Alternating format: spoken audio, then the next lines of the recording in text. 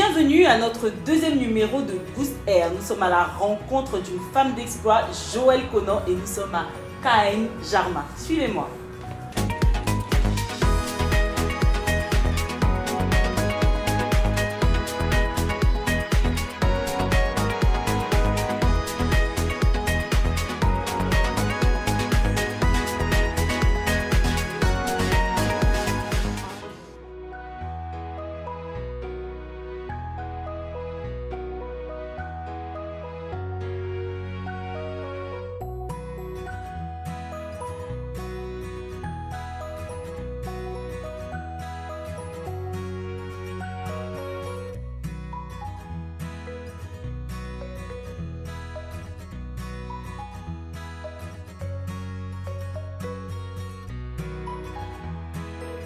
Alors nous sommes avec une entrepreneur, une serial entrepreneur, une dame qui aime non seulement le Seigneur comme vous et moi, mais qui aime l'entrepreneuriat et qui a réussi. Elle va se présenter. Joëlle. Je suis Conan Nguessan Marie-Joëlle Armande, épouse Yomo. Je suis femme entrepreneur, optimiste et déterminée pour atteindre ses objectifs. Alors j'ai dû arrêter les études en classe de 4e par faute de moyens. Après ça, systématiquement, j'ai dû vendre du pain dans la rue pour pouvoir subvenir à mes besoins et me faire un peu de sous pour pouvoir payer mes cours en soir. Ça n'a pas été facile, donc du coup, j'ai dû opter pour un travail, mais dans un restaurant maquis.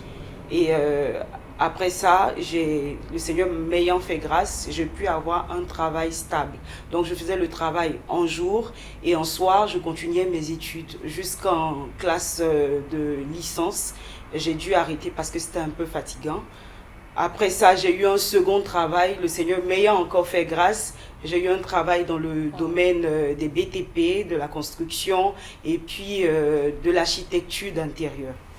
Donc, 4 ans après, on va dire, bon, j'ai pris mon envol pour de nouveaux horizons. Voilà. Waouh, quelle belle histoire, quel beau parcours. Alors, tu vas nous parler de ton activité. Nous sommes dans ta boutique, dans ton showroom. Voilà.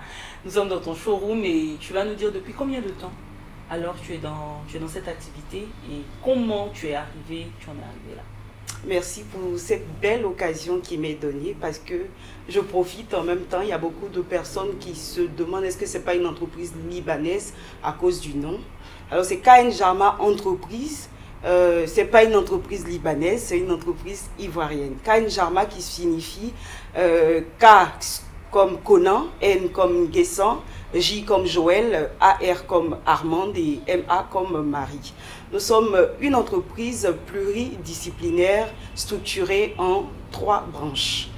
Nous avons la première branche qui est la construction, la seconde qui est la décoration d'intérieur et la troisième, la galerie qui vient de naître cette année. Voilà. Ça te vient d'où cette idée? C'est vrai que tu nous as expliqué un peu ton parcours, tu as fait le BTP. Comment tu te dis faut que je fasse ça, faut que je reste là? Est-ce que c'est Dieu? Parce qu'on entend Dieu, j'ai reçu un songe. Voilà. Pour Joëlle, c'était quoi? Pour Joëlle, c'est Dieu. Oui, c'est Dieu. C'est une immense grâce parce que l'idée n'est pas venue de Joëlle. L'idée est venue d'un mentor qui a cru en moi, qui me voyait acharnée au travail dans l'entreprise où j'étais, qui m'a prise par la main, qui m'a dit « Ah, je vois du potentiel en toi. Tiens, pourquoi ne pas ouvrir ta propre entreprise ?» Au départ, j'ai dit « Non, c'est pas possible parce que bon, je suis petite et tout. » Mais il m'a tendu la main, il m'a accompagnée, il a été vraiment un mentor pour moi. Et par la suite des choses, ça s'est fait et puis bon, voilà. C'est devenu ce que c'est aujourd'hui, par la grâce de Dieu. Alors le travail acharné dans, on va dire, dans les richesses injustes, Oui. a fait que tu as attiré un mentor qui t'aide, etc. Mais là maintenant, tu es la patronne, tu es la big boss, c'est toi qui gères. Est-ce que tu reçois des instructions du Seigneur en tant que chrétienne au quotidien dans la gestion de ton entreprise? Et aussi, j'imagine que tout n'est pas toujours beau. Quelles sont les difficultés? Si une femme aujourd'hui se dit, je veux me lancer, je veux être comme Joëlle, quelles sont les difficultés que tu rencontres? Okay. Alors, J'ai pas, comme je vous ai dit, j'ai pas tout de suite reçu d'instruction du Seigneur parce que, bon, le Seigneur m'ayant fait grâce par quelqu'un. Et après ça, quand on a commencé, le Seigneur a mis fortement dans mon cœur d'ouvrir le volet décoration d'intérieur. Et ça s'est fait, j'ai commencé à avoir des marchés et tout, et c'était vraiment magnifique. Après ça, le Seigneur a mis encore dans mon cœur d'ouvrir le showroom qui s'est fait par la grâce de Dieu cette année, en mai passé. Les difficultés qu'on a pu rencontrer dans le temps, c'était surtout au niveau des ouvriers. Voilà, c'est pas facile parce que KN Jama, comme le dit le slogan, c'est la garantie d'un résultat excellent. Donc du coup, on est au détail près sur les finitions parce que nous vendons du rêve. Et en plus de vendre du rêve, il faudrait voir ça en réalité. Donc c'est beaucoup de détails, on est beaucoup minutieux sur les finitions. Donc du coup, les ouvriers, vraiment, il faudrait les suivre comme de l'huile sur du feu.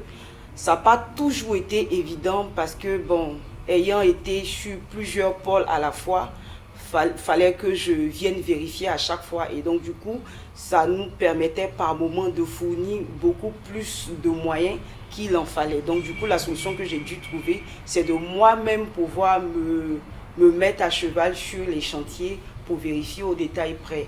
Et en plus de ça aussi, il y a la commande qu'on faisait à l'extérieur et tout, qui par moment venait, mais la qualité du matériel n'était pas ce qu'on avait commandé.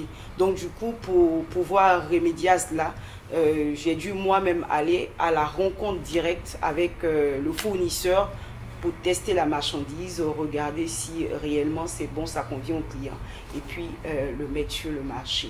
Tu as fait énormément de choses. Moi, je suis étonnée parce que moi, je te voyais de loin. Mais je ne savais pas que c'était un si gros travail par derrière et que ton histoire était si inspirante. Aujourd'hui, est-ce que tu as encore des rêves? Quel est ton rêve pour ton entreprise? Mais bien sûr, j'ai encore beaucoup de rêves. Je rêve d'être comptée parmi les meilleurs dans le domaine de l'architecture d'intérieur et dans la construction. Et à long terme, voilà, on se projette pour être promoteur immobilier. Très bien. Quelle est ta plus grande fierté d'abord? Et qu'est-ce que tu peux donner comme conseil à une femme aujourd'hui qui nous regarde et qui hésite encore à se lancer? Ma plus grande fierté, c'est d'avoir pu réaliser ce rêve d'ouvrir un showroom.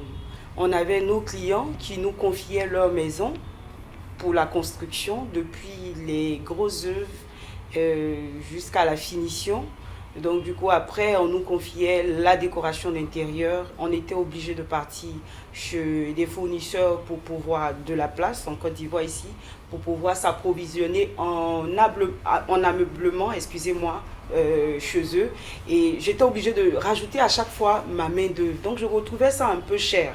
Donc du coup, je me suis dit, mais tiens, est-ce que ce ne serait pas mieux que tu fasses une galerie où tu pourras vendre des meubles, des accessoires de maison pour amoindrir les coûts aux clients. Donc du coup, je me suis dit, bon voilà, je vais ouvrir. C'était pas facile parce que moyennant parlant, c'était difficile parce qu'il fallait fournir beaucoup de finances, voilà, de finances pour pouvoir le faire. C'était difficile. Arrivé un moment, les employés me disaient non madame, est-ce qu'on ne va pas rebrousser chemin? J'ai dit non, on va y foncer, on va atteindre l'objectif qu'on s'est fixé. Et le Seigneur nous a fait vraiment de grandes grâces. On a pu ouvrir le showroom. Et pour moi, pour l'instant, je vais dire, c'est ma plus grande fierté. Voilà, dans le domaine de l'entrepreneuriat, c'est ma plus grande fierté. Le conseil que je pourrais donner à mes sœurs qui hésitent encore, mon parcours témoigne de la persévérance, de la foi en des lendemains meilleurs, de ne pas avoir peur en fait. La peur, la timidité, le manque de poser le pas, c'est un mirage, je vais dire. C'est un mirage parce que une fois que tu prends sur toi, tu demandes, bon, ceux qui ne sont pas chrétiens, ceux qui sont chrétiens demandent l'appui du Saint-Esprit, demandent la force du Saint-Esprit. Et quand tu poses le pas, tu vas constater que en fait, tout ça, en fait, ce n'est rien. C'est que du mirage. Ce sur quoi tu es posé, c'est un socle solide pour foncer, pour arriver où tu t'es donné comme objectif d'atteindre. Donc c'est possible. On peut commencer de zéro et puis être en haut. Si j'ai pu le faire, c'est que toi aussi tu peux le faire. C'est possible par la grâce de Dieu avec Jésus. Voilà. Alors c'est possible par la grâce de Dieu avec Jésus. On a compris que finalement, toutes nos peurs, en tout cas, ne sont que des mirages. Pour Joël, il faut poser le pas pour se rendre compte que ce sur quoi nous marchons est un rocher solide. Merci beaucoup Joël, merci pour tout ce que tu nous as inspiré.